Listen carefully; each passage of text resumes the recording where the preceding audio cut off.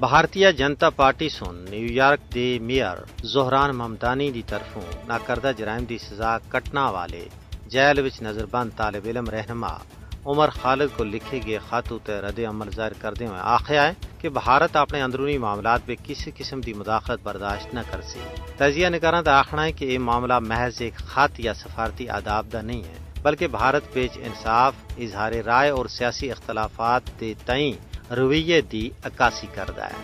New York دے mayor Dhahran Mamdani دی طرفوں عمر خالد کو لکھے گیا خط ایک اخلاقی ہمدردی اور انسانی یکجہتی دا اظہار آسا، نہ کہ بھارت دے داخلی معاملات وچ کوئی عملی مداخلت۔ مگر بی جے پی دی طرفوں اس تے شدید رد عمل اس ظاہر کردا ہے کہ موجودہ بھارتی قیادت اختلافی آوازاں اور بین الاقوامی انسانی حقوق دے مطالبات کو بھی خود مختاری دے خلاف سازش دی طور تے پیش کرنے دی روش اپنایا ہوا ہے۔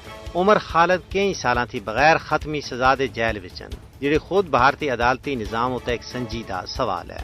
اگر کوئی بین الاقوامی شخصیت یا قانون ساز منصفانہ اور بر وقت ٹرائل دی گل کردا ہے تو اس کو مداخلت قرار دینا دراصل احتساب تھی فرار دی علامت بن جلدا ہے۔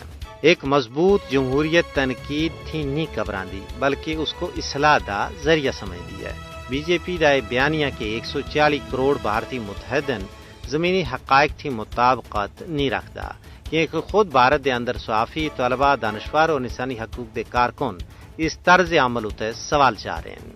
دہلی فسادات دے مقدمات میں مسلمانوں دی طویل نظر بندی اور بعض ہندو انتہا پسند عناصر دے اعترافات دے باوجود انصاف دا یکساں اطلاق نہ ہونا ریاستی جانبداری دے تاثر کو مزید مضبوط کردا ہے۔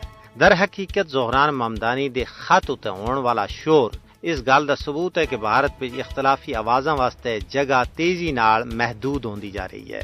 جدوں ہمدردی دے خط کو بھی ریاست واسطے خطرہ سمجھا جلیا تے یہ صرف ایک فرد یا جماعت دا مسئلہ نہیں رہندا بلکہ پوری جمہوری اقدار دے زوال دی نشاندہی کردا ہے۔